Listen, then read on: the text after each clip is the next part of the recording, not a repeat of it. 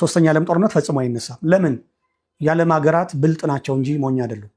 ነገሮችን ለመሸጥ ቢዝነስ ለማስፋፋት ነገሩን አናፍሶ ቅርጽ ለመቀየር ነው እንጂ የእውነት ተቦዳድነው ሊዋጉ አይደለም። ለምን? ይተዋወቃሉ። ከጀርባ እኮ አብዛኞቹ ሀገራትም ከጀርባ እኮ አንድ ላይ ነው የሚሰሩት።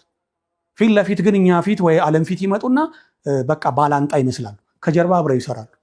እንደ ሰውና እንደ ሰይጣን ማለት ነው። የእውነት እኮ ነው። በአደባባይ ሰውና ሰይጣን ጸበኛ እንመስላለን፣ ውሸታሞች ነን። ከጀርባ ግን ሰውና ሰይጣን አብረው ነው የሚሰራው። እንዴት የሚለውን በሌላ ጊዜ ነው የምነግራቸው። በቃ ሰውና ሰይጣን አብረው ነው የሚሰራው። መቼም ተለያይቶ አያውቅም። ውሸት ነው፣ ውሸት። አንዳንዱ መጥቶ በሰይጣን ላይ አርበኛ መሆን ይፈልጋል። ውሸታም ነህ። ከጀርባ ከሰይጣን ጋር ነው ስዶለት የምትውለው የምታድረው። በቃ ሁላችንም የሰው ልጅ እንደዛ። በተመሳሳይ አንዳንድ ባላንጣ የሚመስሉም ሀገራት ከጀርባ አብረው ነው የሚሰሩት። ምንድን ነው ከተባለ ቢዝነስ መፍጠር ነው፣ ወናፉን መግፋት ነው። ከዛ አየሩ እሳቱን ያጋየዋል ነው።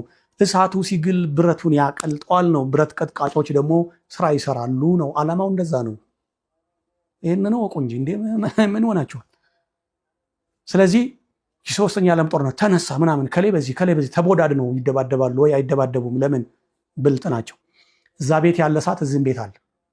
አንድ ሀገር ያን ቢያወነጭፍ በተመሳሳይ ያም ያወነጭፋል። አንድ ሀገር የሆነ ውድመት ቢያደርስ ያም የሆነ ውድመት ያደርሳል። ስለዚህ ጦርነቱ ተቋጭቶ የአንድ ወገን አሸናፊነት አይኖርም። እየተላለቁ ሁሉም መውደም እንደሆነ ያውቁታል። ግን ንግድ ይነግዳሉ። ተረዳችሁ? ብትረዱኝም ባትረዱኝም ግን ለመጨረሻ ጊዜ ልናገርና ላብቃ። ምንድን? ሶስተኛው የዓለም ጦርነት የሚባል ነገር የለም። እየተጃጃልን 300 ዓመት ይቆጠራል ወይ 30 ዓመት ይቆጠራል።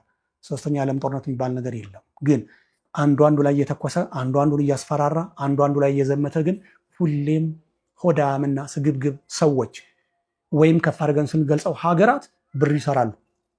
ሞኝና ጅል የሆነው ደግሞ ወሬና መሳሪያ እየገዛ ያልቃል ነው።